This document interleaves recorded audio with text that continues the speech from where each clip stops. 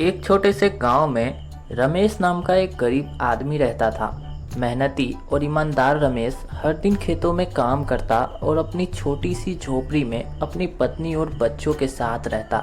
वहीं उसी गांव में एक बड़ा और अमीर व्यापारी मनीष भी रहता था। उसके पास शहर में एक आलीशान बंगला और गांव में एक विशाल हवेली थी।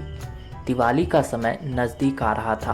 गांव में हर कोई घरों की सफाई करने, सजाने और मिठाइयाँ बनाने में लगा था।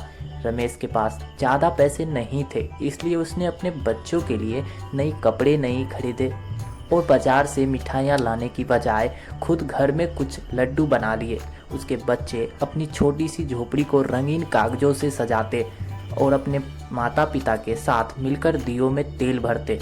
दूसरी ओर मनीष के घर पर दीपावली की बड़ी तैयारियां हो रही थी। उसकी हवेली रंग बिरंगी लाइटों से सजाई गई थी। उसने महंगी मिठाइयाँ और ढेर सारे पटाखे मंगवाए थे। उसके घर पर शहर से मेहमान आए हुए थे और महंगे कपड़े और गहनों से सजी उसकी पत्नी और बच्चे दीपावली का आनंद ले रहे थे।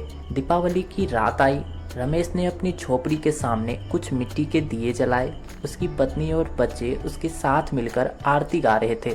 उस समय रमेश के दिल में एक अजीब सी शांति थी। उसके पास भले ही बहुत चीज़ें नहीं थी, लेकिन उनके दिलों में एक दूसरे के लिए प्यार और संतोष था।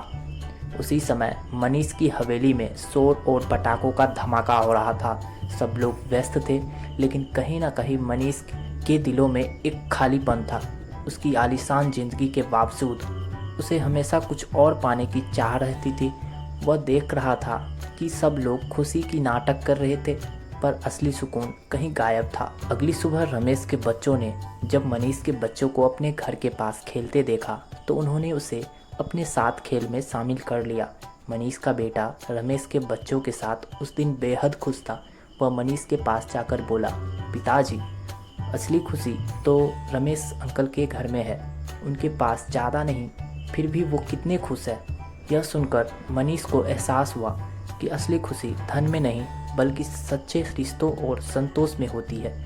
उस दीपावली ने मनीष को सिखाया कि दीपों का पर्व हमें सिखाता है कि दिल में संतोष और रिश्तों का उजाला ही असली संपत्ति है।